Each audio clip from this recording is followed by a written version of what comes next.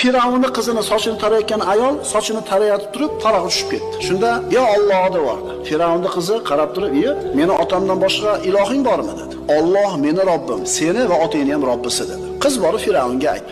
Bu ayolni Firavun olib keldi, 5 ta bolasi bor edi, oldiga tizib qo'ydi. Katta doshqozonda olib kelib, yog'ni quydi ichiga, yog'ni qaynatib turib, birinchi farzandini ushlab, "Seni mendan boshqa Robbing bormi?" dedi. Ayol shunday sabot bilan, "Seni ham, meni ham Robbim Alloh" dedi. Birinchi bolasini yoqqa tashladi. Ikkinchi bolasini olib keldi. "Seni mendan boshqa Robbing bormi?" "Seni ham, meni ham Robbim Alloh" dedi ayol. Ikkinchisini tashladi, uchinchisini tashladi, to'rtinchisini ham tashladi. Endi 5-chi emizikli chaqaloqni olib kelishdi. Shunda ayol ikkilanib qoldi. Alloh taoloning shu yerda in'omi bo'ldi. Chaqaloq gapirdi. "Ey ona, siz haq ustidadirsiz" dedi. "Ikkilanmang" dedi. Bolani ham tashladi, onani ham tashladi.